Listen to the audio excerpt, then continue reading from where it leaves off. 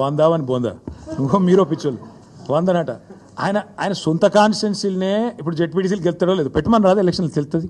నేను ఏమంటున్నా అంటే మాటలు కోటలు దాటుతాయి. రేవంత్ రెడ్డి ఇంకా కూడా పడిపోతారా? నాకు అర్థం కాదు. మీరు కూడా మాటలకు ఈయన గీ మాటలు చెప్పి ఆ కుర్చీలో కూర్చున్నాడు. ఏదో అది చెప్పి ఇది చెప్పి 420 అడ్డమైన హామీలు ఇచ్చి ఢిల్లీకి వెళ్ళి టూరిస్టులను తీసుకొచ్చి ఈ డిక్లరేషన్ ఆ డిక్లరేషను. నేను ఒక్కటి అడుగుతున్నా, 100 సీట్లు గెలవాలి. ఎట్లా గెలవాలి? ప్రజలు ఓట్లు వేయాలి. ఎవరు ఓట్లు వేయాలి? దళిత బంధు రేవంత్ రెడ్డి గారి ద్వారా అందుకున్న దళితులు ఓట్లు వేయాలనా?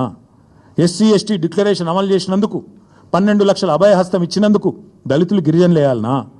4000 పెన్షన్లు ఇచ్చినందుకు ముసలోళ్ళు వేయాలనా? 2 లక్షల ఉద్యోగాలు ఇచ్చినందుకు పిల్లలు వేయాలనా? లేకపోతే నువ్వు 2500 ఇస్తున్నందుకు మహిళలు వేయాలనా? ఎవడేయాలి నీకు ఓటు? లేకపోతే నువ్వు ఎగ్గొట్టినందుకు రైతు బంధు రైతులు వేయాలనా? ఎవడేయాలి? ఎందుకు వేయాలి? ఏ వర్గం సంతోషంగా ఉంది? చచ్చిపోతున్న ఆటో డ్రైవర్లు వేయాలనా నీకు ఓట్లు? ఎవరు వేయాలి? ఏ వర్గం సంతోషంగా ఉంది తెలంగాణలో? ఒకటే ఒక్క వర్గం సంతోషంగా ఉంది. రేవంత్ రెడ్డి ఆయన తొట్టి గ్యాంగ్ ఒకటి ఉంటుంది. పేర్లు చెప్పంటే చెప్తా కానీ ఇప్పుడు వద్దు, మరోసారి చెప్తా. ఆ తొట్టి గ్యాంగ్ మాత్రం బాగా భయంకరమైన దోపిడీ, దండుపాలెం ముఠాలెక్క దోచుకునే పనులు వాళ్ళు మాత్రం సంతోషంగా ఉన్నారు. బిల్డర్లను గోకుడు, కాంట్రాక్టర్లను గీకుడు, ఆ పనిలో మాత్రం ఫుల్ ఉన్నారు, బిజీగా ఉన్నారు.